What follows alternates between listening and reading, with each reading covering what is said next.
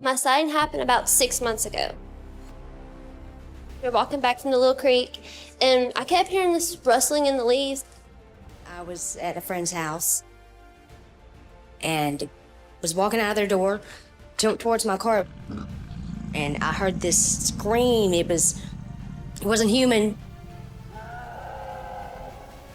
From the back roads of Louisiana to the frozen forests of Alaska, ordinary people have stumbled into something beyond explanation. Towering silhouettes, bone-chilling screams, and eyes that cut through the darkness. Each encounter challenges what we think we know. In this series, we uncover 6 terrifying first-hand accounts where the legend of Bigfoot steps out of the shadows and into reality. Let's begin.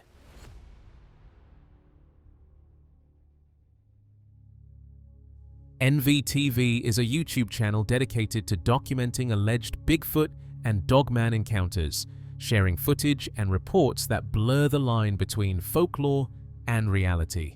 The creator behind the channel remains anonymous, letting the evidence and the fear speak for itself. On December 13, 2025, the channel uploaded a video that left audiences questioning what they were really seeing. The footage begins in chaos, with the man swinging his camera towards something deeply disturbing.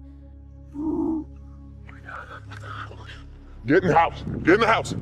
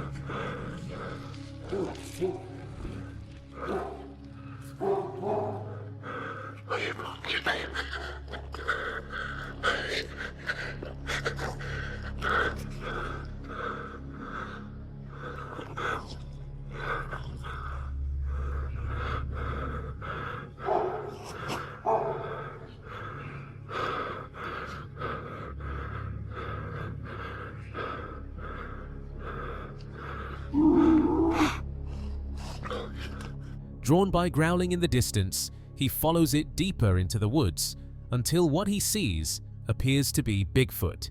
Faced with the towering, horrifying figure, he stops filming and retreats, leaving the forest in silence. In another video released by the same channel, a similar encounter unfolds. This time, a couple stealthily camping deep in the woods begins to witness something that would stay with them for the rest of her life. While camping alone in the woods, they began to hear disturbing sounds echoing through the darkness. Moments later, what follows was something they were never prepared for.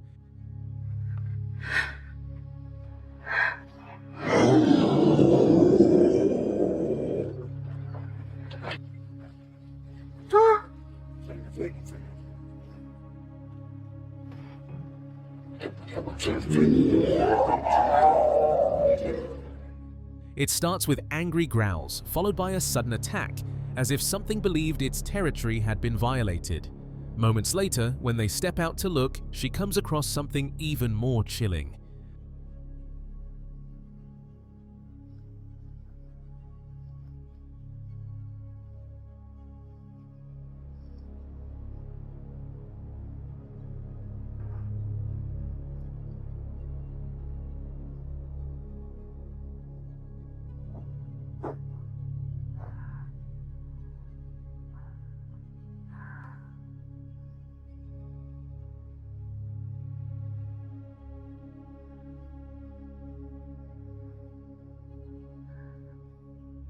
The forest remained quiet, as if nothing happened. Although the couple made it out unharmed, but the chilling question remains, was it a warning or something else entirely? On October 14, 2025, a big game hunter scouting near Nordegg, Alberta, set out to check an isolated stretch of wilderness long known for unusual activity and whispers of Bigfoot sightings. Deep in the forest, he discovered a massive shelter-like structure built from snapped limbs and woven branches, far too large and too neatly constructed to be the work of local wildlife. Sensing something was off, he mounted a trail cam facing the structure and returned to camp. Hours later, his phone buzzed. The footage that appeared was short, shaky, and deeply unsettling.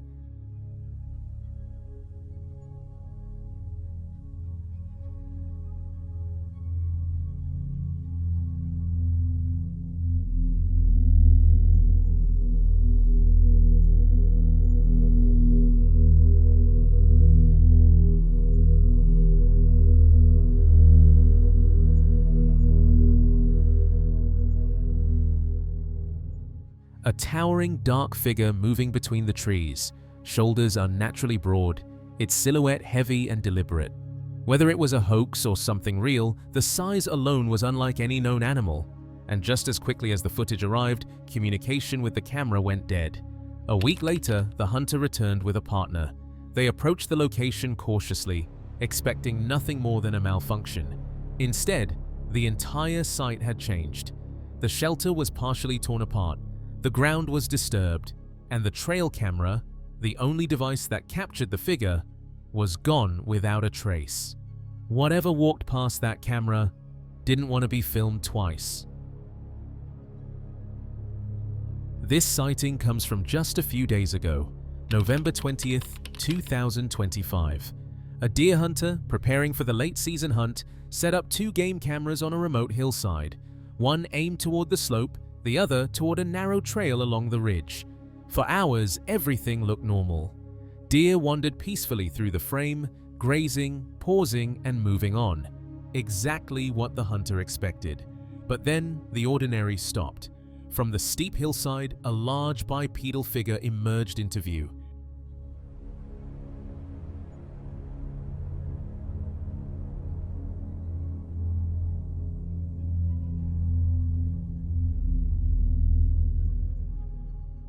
At first, it appeared almost like a shadow moving across the tree line, until it stepped fully into the frame.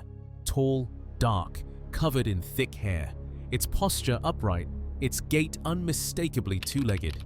And strangest of all, it seemed to be dragging something behind it. Bears don't walk like that. They don't move with that kind of weight distribution, and they certainly don't drag objects across steep terrain. Seconds later, the second camera, pointed at the hilltop trail, captured the creature from a different angle. The shape, size, and movement all match. Same height, same heavy stride, same unsettling impression that this wasn't anything known. Whether it's a hoax or something far more mysterious, the footage is undeniably strange. What do you think about walking across that ridge? The YouTube channel Mountain Beast Mysteries revisited one of the most debated clips ever recorded in the Redwoods. A creature filmed at extremely close range by a TV production crew in 1995. The footage is messy, chaotic, low light, and shot on a cheap handheld tape camera. But the reaction captured on that tape is why this case refuses to die. But it's taken me a long time to even bring myself to making videos on the subject of Sasquatch for few reasons. One, I definitely feel like the field of Bigfoot is kind of stagnant, and I've just been kind of wanting to dive into new ideas and theories as to what could be going on. The clip begins with their motorhome parked at night. They're partying, filming each other, not hunting anything. Suddenly, their headlights reveal a dark, upright figure standing directly in front of the RV. No hiding in the bushes, no distance to mask details. It just stands there, fully exposed, then walks across the road on 2 legs and disappears into the tree line, 9 feet away. Not blurry, not distant, right in their headlights. Here's the problem. The people behind the camera were part of a TV crew. It's crazy. Like, the whole landscape of the world of Bigfoot is so much different, but I am doing my best to step up to the plate and try and get some more videos and content to you guys. It is sad. Obviously, my dad was a big part of this channel, and it even becoming a thing.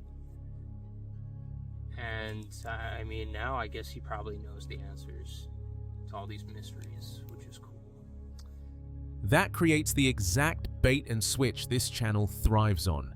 Believers say the reactions sound raw, panicked, confused, just like people who weren't expecting anything. Skeptics argue the opposite. A TV crew already filming an adventure project just happens to capture Bigfoot walking by. Too convenient. Even expert opinions split. Researcher Jeff Meldrum personally visited the site and considered the footage worth investigating. Talk on the phone, we would just talk about Bigfoot for like hours.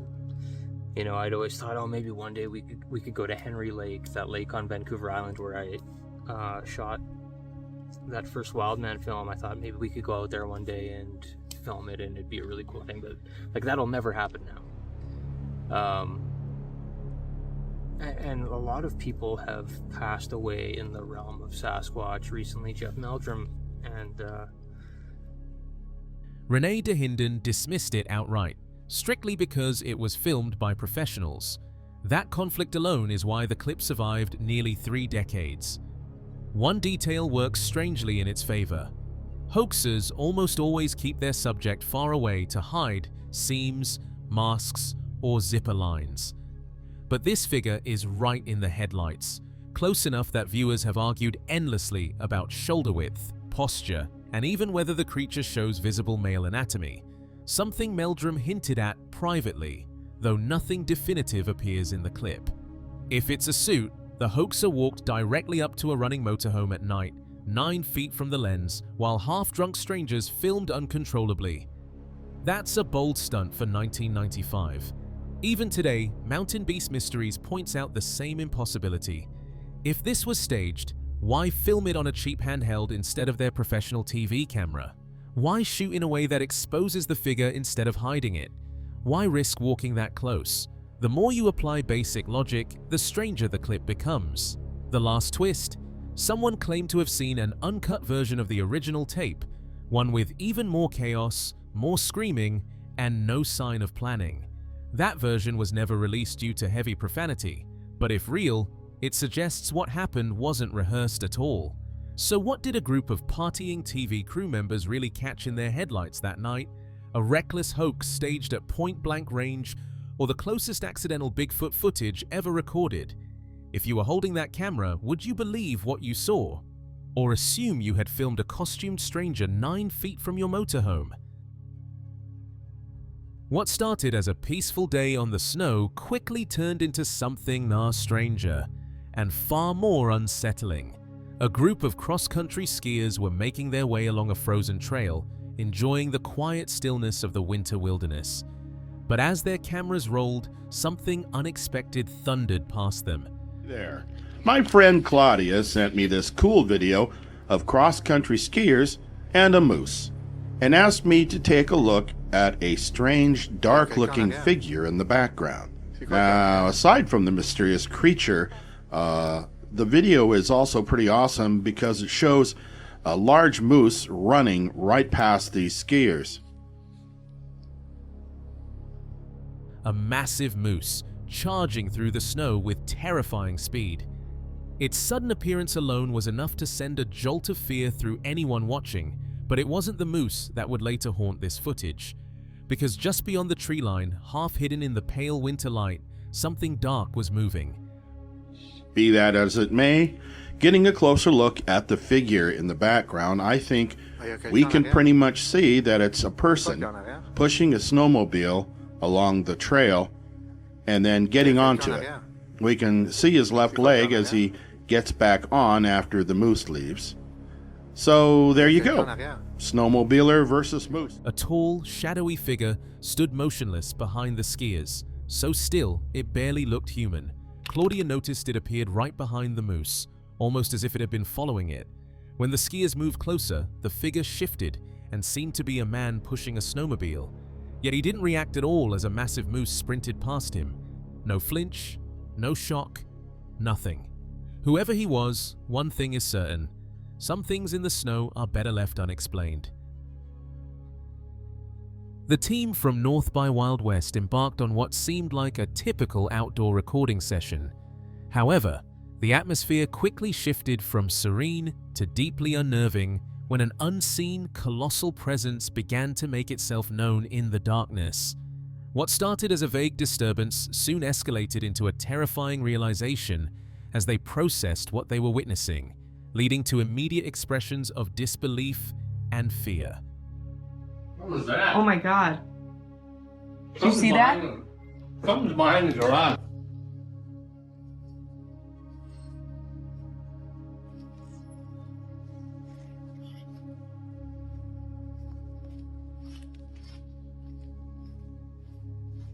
Did you see that?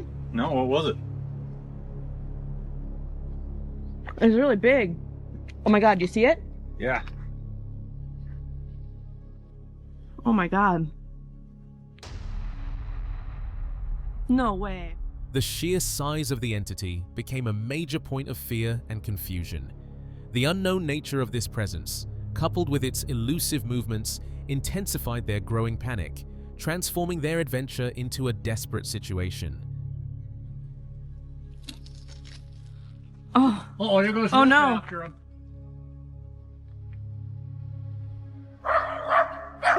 We're real scared of him. Rap. You stay here, Rap. You stay here. Despite their mounting fear and the unsettling sounds continuing to echo through the darkness, one of the adventurers contemplated a closer inspection. This decision, fraught with tension, highlighted the conflicting impulses of fear and curiosity.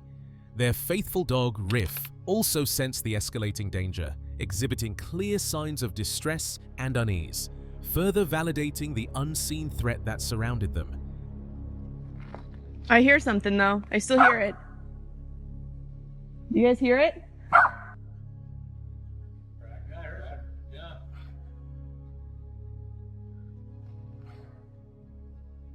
Well, there's something moving straight.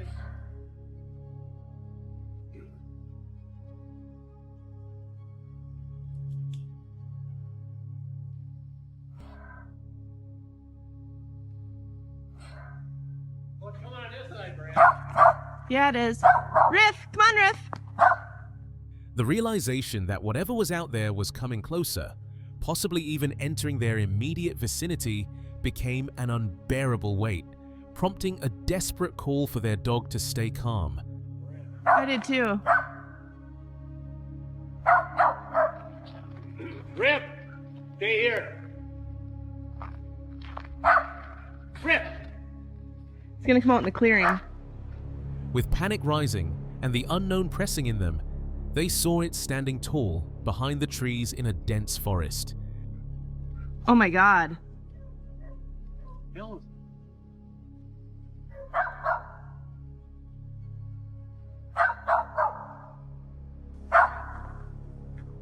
The encounter recorded in the North by Wild West leaves us with a chilling reminder: some mysteries of the wild are best left undisturbed.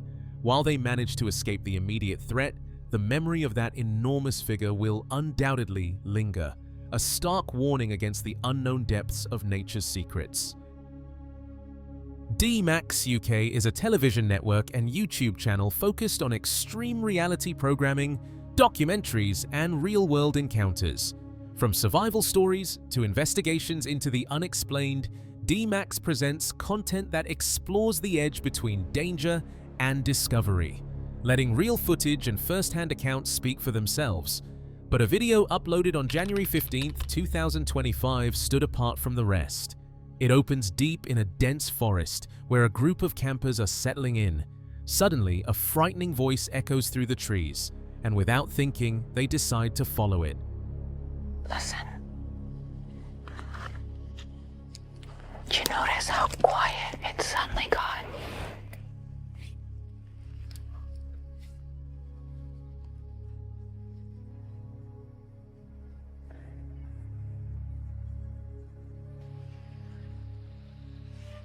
There's a really strong smell here. I just gonna say that. When I came through here earlier to put those sensors in, it didn't smell like this.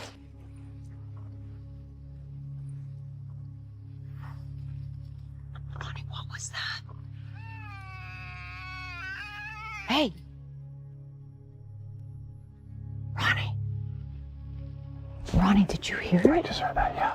I felt like it was coming from over there. Oh, it was coming from way over there, but it didn't pick up on this. I'll switch the channel. It sounded like a crying baby. Or seriously, like a wailing goat. That's it what was I would really say, strange. like a wailing goat. An unnatural, foul smell filled the air, and the cry that sounded like a baby pulled them deeper into the forest, until they stumbled upon something truly unsettling. Hey, Ronnie, let's switch to our red lights. Whatever that crazy sound was, it was definitely in this direction. That was pretty close to it. Are you seeing any prints or anything? I'm not seeing anything. This place is insane. Hold on. There's another path over here. Whoa.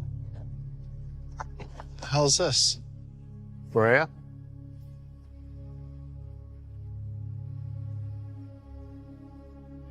What's up?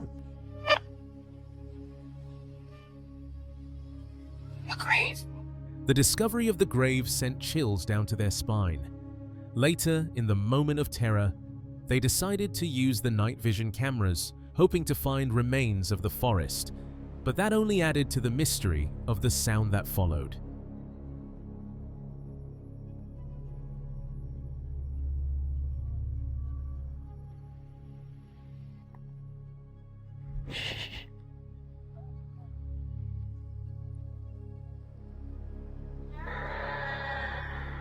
What was that?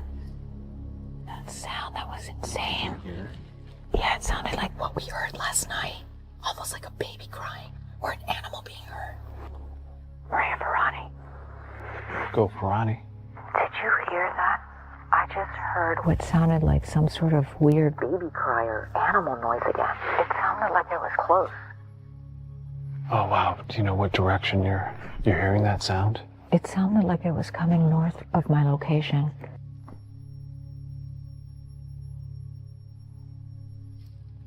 What the? I mean, that to me sounded like something like a heavy, hard sound.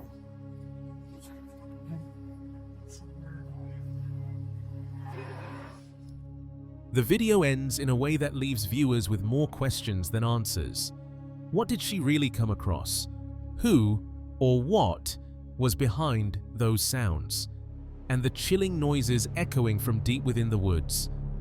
Were they human or something else entirely? Whether it was human, animal, or something else entirely, one thing is clear. The forest that night wasn't empty, and whatever they encountered chose to remain hidden. It's now time to break down one of the most hotly debated and strangely persuasive Bigfoot sightings of the modern era. And what makes this case particularly striking isn't that it comes from believers, but that it has impressed skeptics, researchers, and people who normally dismiss anything that smells of mystery. The encounter takes us back to May 2012, deep in the dense woods of Torreya State Park near Quincy, Florida. Two campers, retired Army Ranger Stacy Brown Sr. and his son Stacy Brown Jr., were out on a nighttime search for Bigfoot. Neither men were fringe believers. Brown Sr. was military trained, analytical, calm under pressure. His son was a filmmaker, grounded and practical. Together, they entered the woods not as fantasists, but as documentarians. It's May 2012 near the town of Quincy, Florida. Retired Army Ranger Stacy Brown Sr., now deceased, and his filmmaker son Stacy Brown Jr. are camping in Torreya State Park on a search for the elusive Bigfoot.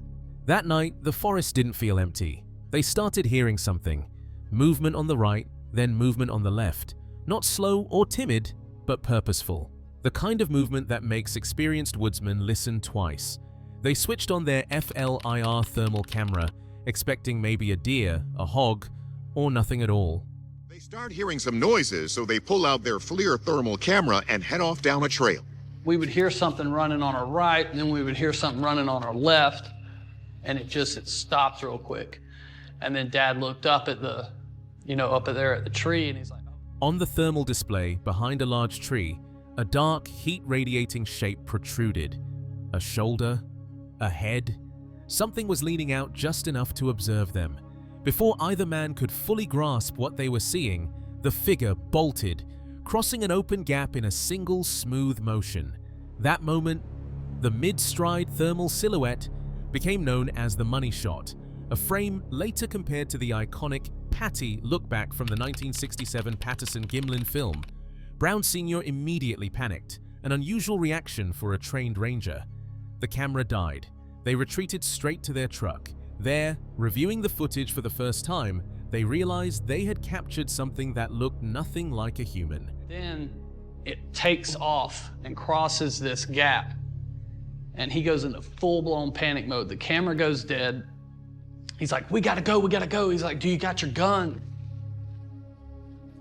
I knew exactly what we had on camera. It was proof to me and my dad, because who on a Tuesday night is a mile and a half into the woods running around with no flashlight? And this is where skeptics started paying attention. Who, after all, wanders deep into a state park in complete darkness, a mile and a half from the nearest road, without a flashlight, without any reflective gear, running at speed through uneven terrain? If it were a prank, it would require a level of risk that borders on reckless stupidity. If it were a costumed hoax, the thermal camera should have revealed inconsistencies. Temperature patches, blocked heat signatures, cold zones where clothing masked body heat. But that didn't happen. Veteran Bigfoot investigator Steve Coles, known for debunking cases more than endorsing them, weighed in. Florida, he explained, has a long history of sightings. Not just of Bigfoot, but of its regional cousin, the skunk ape. Smaller in build, adapted to warm swamp climate, but otherwise nearly identical in behavior. Native Seminole and Muskogee tribes even had a name for it, Esti Kapkaki, the tall man, a forest guardian. In Florida, they have something called the skunk ape, and there's been a lot of sightings over many years of what they describe as a Bigfoot type of creature. What they call that is the skunk ape, partly because it smells skunky. But for all intents and purposes, it's the same thing as a Bigfoot. It's not quite as big or robust as the ones in, say, the Pacific Northwest, but that is kind of expected due to the climate being a lot more tropical. Could the Browns have captured this very creature? Then came the scientific angle. Dr. Jeff Meldrum, a respected anthropologist often cited by skeptics and believers alike, analyzed the thermal image. His assessment was surprisingly straightforward. If the figure were wearing clothing, a thermal camera should show cooler patches where fabric blocks heat. But in this footage, the heat signature was uniform. No breaks, no cold spots, no clear outline of clothing at all. It was shot with a thermal imager, and so it's picking up the heat signature. Typically, if any clothing is being worn, it masks the intensity of the heat emanating from those covered parts of the body. Honestly, don't see any of that. It's just a pretty uniform signature that would suggest a body a la naturel. His implication was simple. This doesn't look like a dressed human. And that single comment pushed the footage into an entirely different category. Not confirmed, but not easily dismissed either. Even with all this, the conclusion can't be absolute. The camera was early generation of LIR, meaning detail is limited. The environment was pitch black. The figure was distant. All of that muddies perfect identification. But it also strengthens one point. If this was a human, it was a human behaving in a way no sensible person would behave. Silently, swiftly, half-hidden, without light, without protection, and without clothing, detectable on thermal imaging. It looks to be like a large primate, but it doesn't seem to match the body structure of the living apes, of chimpanzees or gorillas being the most prominent ones. It seems like its legs are too long, and when gorillas walk on their hind legs, they're not hunched over like that, they're more upright. The way it comes out of the trees is what we call a Groucho walk. It's very typical of what witnesses say Bigfoot walks like. In other words, if it was a hoax, it was a dangerous one. If it was a person, it was an inexplicable one. And if it wasn't either, then what exactly did the Browns capture? For now, the verdict stands where most credible researchers place it: unknown creature, not proven, but far from debunked, and absolutely worthy of further investigation. So after the knocks, the thermal figures, the crashes in the dark, and the stories that refuse to die, one question remains. If Bigfoot isn't real, then what exactly are people seeing? Until the next investigation, stay curious, stay alert, and remember, some things stay hidden because they want to. Meet Chase Floyd, creator of the channel Chase Floyd Inc. What began as a mission to showcase wildlife slowly shifted into a search for something far more mysterious, an elusive creature he calls the Floyd Squatch. His careful documentation has captivated viewers, but one morning, Chase would come face to face with the very mystery he'd been chasing. On April 25th, 2020, Chase entered the Floyd Fields Forest, a place he knew well, yet one that felt increasingly unnerving. Okay, so today is April 25th, 2020, and I just ran down here with my camcorder because, as you can probably hear behind me, there's some audible howling and whooping noises that are going on, and it's been going on for a couple hours now. Probably around midnight or 1 o'clock last night, I started hearing these loud, it's like a whoop or a howl noises. He rushed out with his camcorder after hours of strange howls and whooping noises that had begun around midnight and carried on until dawn. He hadn't dared go out in the darkness, but when the sounds returned early that morning, he felt compelled to investigate and capture whatever was making them. Those are audible, unknown sounds that I'm hearing right now that could really be from some kind of Floyd Squatch type creature. Right now, I'm starting to get lightheaded, so I really don't feel good being down here. So I'm just gonna grab, I really don't feel good right now. So I'm just gonna grab the trail camera and get out of here. It's right there. As he contemplated his next move, another unsettling sound cut through the damp air, seemingly emanating from the direction of his second trail camera, further heightening his anxiety. Upon reaching the location of his first trail camera, Chase quickly observed that the apple he had set as bait was gone, and he also found something that only added to his fear of not being alone. As he continued deeper into the woods, heading towards the second camera, the strange whooping noises persisted. Get our trail camera. Looks like I'm gonna fall over. What was that? That was like a growl.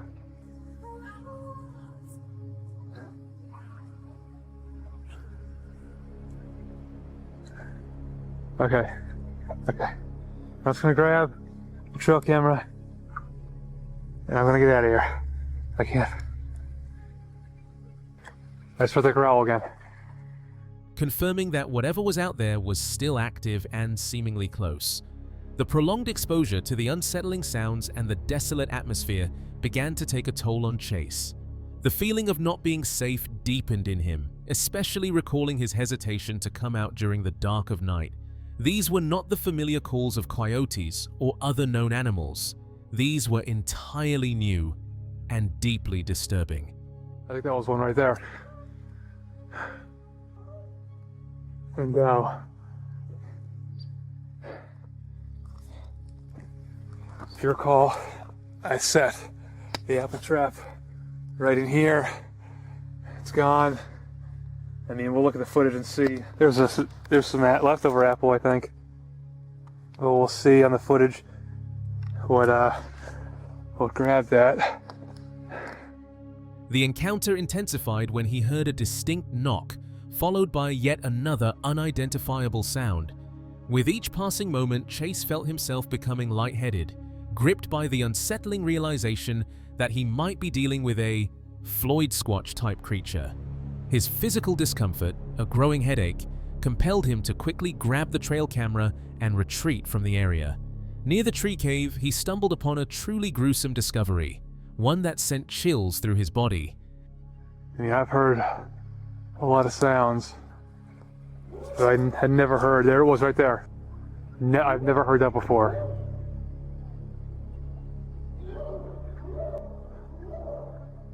I think I heard a knock that time too. Alright, so I'm just gonna go. That was it again.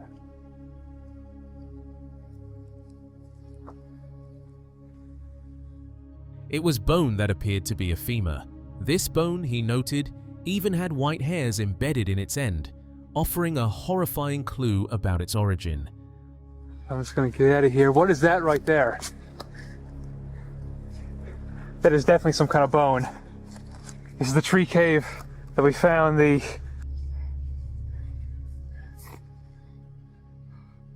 Wow. I mean, that looks... That could be a femur right there. This is the bone of a large male. There's hairs in the end too. If you look really closely, there's some white hairs. Overwhelmed and feeling increasingly unwell, Chase made the definitive decision to leave, emphasizing that he did not feel safe any longer. As he fled, he reiterated his chilling conclusion. There was something in these woods, something that was not a bear, it's not a coyote, and he had no desire to be present when it finally revealed itself. Back at the safety of his home, Chase reflected on the images the trail cam had captured, which confirmed something chilling. The picture is definitely humanoid in nature. I mean, it appears to be some kind of grass man-like creature that was photographed by this trail cam. And I don't know what to make of it. This astonishing discovery, combined with previous evidence such as footprints, hair samples, unexplained gifts, and the unsettling vocalizations, bones, and the femur found that morning, solidified his belief in the existence of something Sasquatch-like in nature. Despite his fear, Chase vowed to return to the woods, this time armed with a 12-gauge shotgun, knowing he couldn't risk going unprotected again. He didn't want to harm anything, but if the creature confronted him, he knew he'd have no choice but to defend himself. I am going to have to go back down there and try to find what we're looking for, but I'm not going to go down there unarmed. Next time, I'm going to bring this right here. 12-gauge shotgun. I mean, I gotta protect myself, and I don't want to harm anything if I don't have to. But the question that remains is, what exactly is out there in the woods? Is it an unknown animal, a cryptid, or something far stranger than we realize? And when Chase returns to those woods, will he be the one doing the hunting, or the one being hunted? For decades, Bigfoot has existed in a strange tug-of-war between belief and doubt. Some point to encounters, tracks, and unexplained sounds deep in the forest. Others dismiss the whole subject as misidentification, myth-making, or outright trickery. The tension between both sides has shaped the creature's entire legacy. Yet, when the arguments are stripped down and studied closely, the skepticism surrounding Bigfoot isn't as airtight as it first seems. Critics often begin with the lack of physical remains. No bones, no fossils, no preserved bodies. But in reality, fossilization is rare, especially in the damp, acidic, heavily wooded environments where sightings tend to occur. Even known animals such as gorillas, cougars, and large ungulates leave behind almost no fossil record within their current habitats. In the wilderness, carcasses vanish fast. Scavengers scatter remains. Moisture dissolves bone.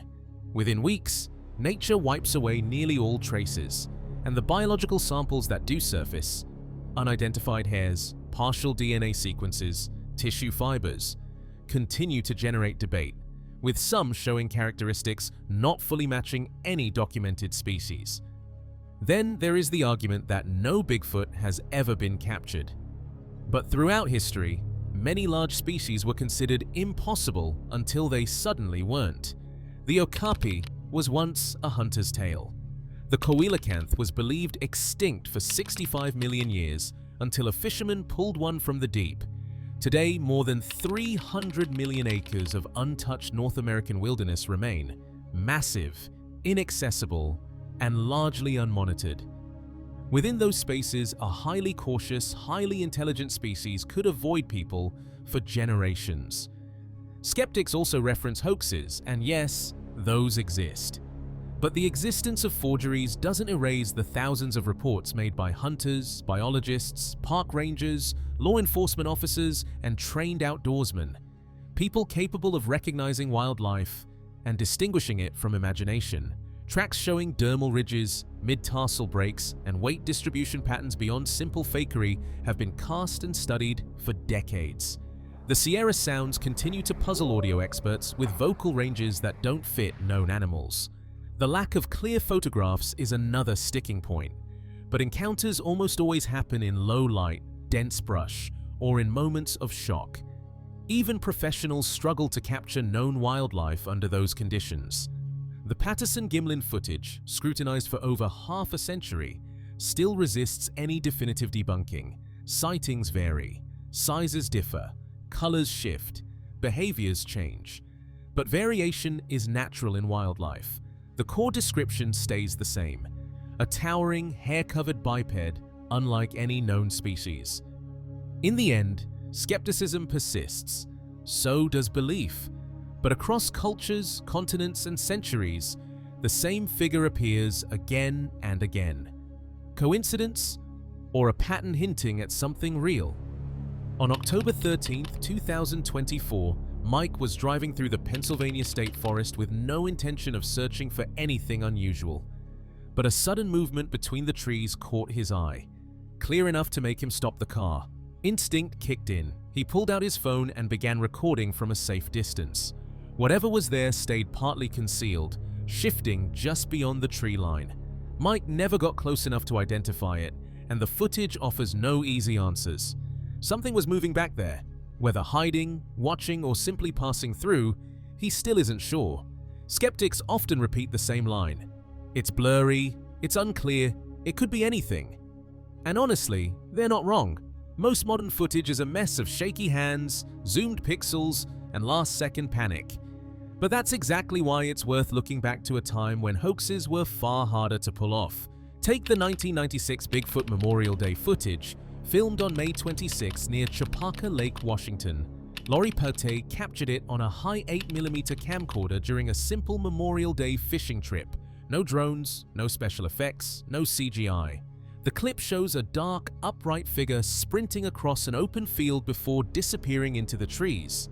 Supporters praise the fluid motion and body proportions. Skeptics call it a man in a suit. Personally, I'm stuck in the middle, leaning toward no. My first reaction is always the same: that's probably a guy in camo. But then, on the second viewing, questions surface. Would a normal hiker sprint that fast on uneven terrain? Why risk twisting an ankle miles from help? And why does the figure appear covered in a consistent, uniform shade from head to toe, with a body mass that seems to stretch taller mid-stride? Some viewers even label it the second best Bigfoot footage after Patterson-Gimlin.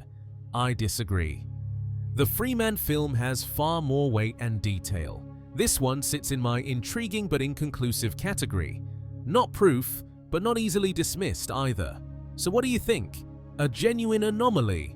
Or just another hiker caught at the wrong moment? Before we go any deeper, we have to talk about one of the most debated clips in Bigfoot history: the Harley Hoffman footage. Many viewers still call it one of the few recordings that actually feels real. The bristling hair on the creature's neck, the weight in its movements, the stride, all details that are hard to fake. Even if you doubt it, Hoffman's own words hold weight. They're insatiably curious. Probably 95% of all the sightings that happen more or less accidentally have more to do with them being curious about us than the other way around. He wanted us to find him. There's no other way we would have. No other way. I've seen, it's absolutely real. I'm telling you, apply the same scientific principles that they espouse to that film and tell me it isn't real. Don't forget, science is an attitude. It's not machines. Science is an attitude of questioning. Not doubting, but questioning. Nearly 18 years later, his footage remains a battleground of opinions. So, what do you think? Authentic encounter or clever hoax? On October 30th, 2013, just before midnight, brothers Joel and Jonathan Brown captured a piece of thermal footage that continues to split the Bigfoot community right down the middle. The image appears to show the head, shoulders, and upper torso of a large figure standing motionless on their property, far bigger and broader than a typical human silhouette. Some see undeniable anatomy, others see nothing more than a heat anomaly or misinterpreted background. The clip is brief, ambiguous, and impossible to ignore. What do you see? Because later in this video, we'll compare it to another remarkable thermal capture. Our next case comes from an explorer who often found themselves in unsettling places, but nothing compared to what happened here. In a remote, isolated location, the atmosphere shifted into something deeply sinister. Even with the door locked, strange occurrences hinted that they weren't alone. A heavy sense of dread settled in, the overwhelming feeling that something malevolent was watching and wanted them gone. Later, when they reviewed their audio, the truth revealed itself, a dark, inhuman voice whispering a chilling warning.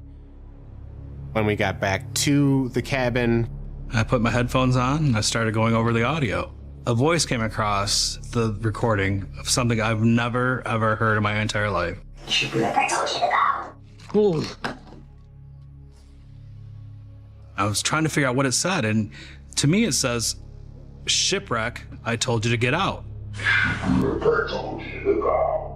To this day, the question lingers: who or what spoke those words? The voice carried no trace of anything human, yet its message was unmistakable. Encounters like this remind us that some places hold secrets far darker than we can understand, and whatever was inside that house still hasn't been explained. And perhaps it's better that way. The terrifying account brings us face to face with a creature of nightmares, a physical presence that terrorized a family in their own home. What began as a normal evening quickly escalated into pure terror, with the sound of a piercing scream, followed by repeated, violent impacts against the house. Playing around. Then we heard the first scream.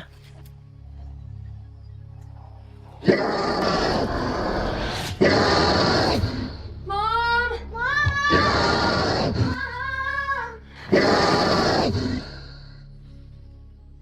My aunt went from the living room into the bedroom and got a shotgun. The family, armed with a shotgun, braced for the worst. Through the sheer curtains of a large picture window, a terrifying silhouette came into view. And this thing came into view when it got in front of that picture window. And it was on 2 feet. And it was tall. It had a silhouette of a human, a very, very, very big human being. The aunt, fueled by desperation, confronted the beast outside, cocking her double-barrel shotgun. The creature reacted with an enraged, guttural scream, revealing a glimpse of its calf, a man's leg, but covered in thick fur. My aunt, she had a double-barrel shotgun in her hand, and she cocked it. And when she cocked it, this thing got angry and screamed. That guttural yell again. You could see its calf. What is that? What was that? It was like a man's leg, but it was covered in hair, fur.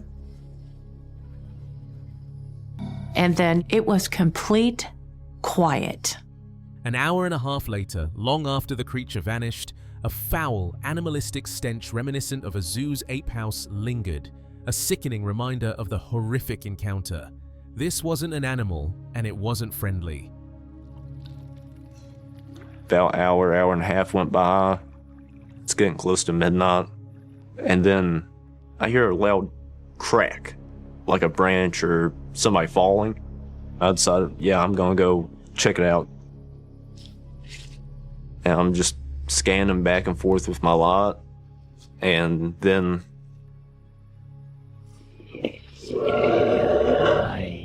out of the corner of my eye, I see it moving. The humanoid began to advance, stepping closer with each step taken backward, making it clear it wasn't leaving. Panic set in as the creature initiated a full-blown chase. I started thinking, okay, if I leave it alone, it's going to leave me alone. So I take that step back, but it didn't leave me alone. It takes a step almost equal in distance towards me. I just ran as fast as possible. Keeping pace just 10 feet behind, its dexterous, monkey-like hands and exposed teeth signaling its deadly intent. I looked over my shoulder and saw it running, keeping pace like 10 feet behind me. And I can see its hands dexterous, kind of like a monkey's. You know, its teeth are exposed. So it had every facility to kill me. The overwhelming feeling of being the hunted prey, rather than the observer, consumed the individual. While running for him, he glanced back, and the creature washed in the darkness of the forest. I think it was smart. This made me feel like I was the one being hunted. All of a sudden, you know, I'm glancing over, and it's in the middle of the road. Just stopped. Then it just kind of makes its way across the road into the woods. It's not behind me, it's going that way. A way I'm not. So it was complete relief. That creature may have left only by changing his direction, but he left the scare that never sent him back to the woods again. They say kids today are fearless. Bold enough to walk into mysteries most adults wouldn't dare to acknowledge. And in this case, they might be right. But before we get to the young cameraman's footage, we need to start with the man who unknowingly set the stage for it. In northwestern Pennsylvania, a seasoned hunter began noticing something deeply unsettling. For weeks, every time he entered the forest, he felt watched. Not the ordinary sense of being observed by wildlife, but a heavy, deliberate presence. A tall, dark silhouette appearing and disappearing over the ridgelines. Something keeping pace with him, hiding behind trees, peeking from behind boulders, always close enough to remind him he wasn't alone, but never close enough to identify. Concerned, and admittedly shaken, the hunter decided to figure out what was trailing him. Bear, stray humans, something else. He set up several trail cams throughout the hills and returned home, hoping to capture a clue. What he captured was more than he expected. Well, that was in a different area. It wasn't here. Regular trail cam works on movement. What do they call that? Looking down over where you have a good view. Yeah. That's what I usually do. And Yeah. I don't just go and put them in like where a bunch of stuff's in the way. I put them so I can get wide, wide view. Yeah. So you'll get like 12,000 photos, a day on it in the summertime. And how long do yours then? There was a tree there, and there was like a little head that popped out. Right. Remember that one? Right. And then it wasn't there in the next one. And those don't run off of infrared. They just take pictures. One camera showed a massive, shaggy figure stepping out from behind the trees. Not running, not fleeing, but approaching. The creature moved right up to the lens and stared directly into it, almost like it was curious who had placed this strange little device in its forest. The photo was too clear, too close, too sharp to be brushed off as a leaf or a bird. You could see the hair, the shape, the face. It looked disturbingly close to what people describe as a Sasquatch, but the hunter wasn't the only one who captured something strange in Pennsylvania's woods. Now, the kid. This is going to be the update on the Bigfoot sighting video I did yesterday. And there's a couple things I want to do this video. Like the comments were saying, I want to do some size comparisons, stand by the road rail, and try to get the same camera angle. And I want to try to walk its path, but before we do that, I want to go ahead and look for tracks and like broken trees or broken shrubs or anything that would indicate something big was going through there. A young creator running the channel WH Outdoors placed his small camera deep in a wooded hillside around 2 p.m. overlooking a creek. He expected maybe some deer, maybe raccoons, certainly nothing extraordinary. He left the camera running for an hour. 35 minutes in, something stepped into the frame.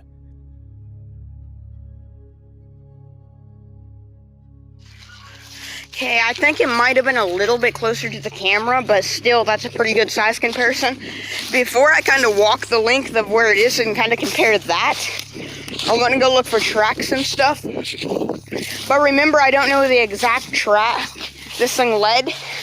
There's a hill kind of right over here, and it could have been anywhere on the side of it. The kid described it in his own words, raw and unpolished. What is this thing? It looked like it had something in its hands. Rocks from the creek or sticks. I put the camera down there for about an hour. I have no proof this was a Sasquatch besides the video and tracks I found on the follow-up. I ask you to keep an open mind. Those footprints were much bigger than mine, and my boot was a size 14, a size 13. So that can tell you some stuff. And I just don't think it was somebody. I think it was kind of something. But think what you want, keep your mind open, and stay safe.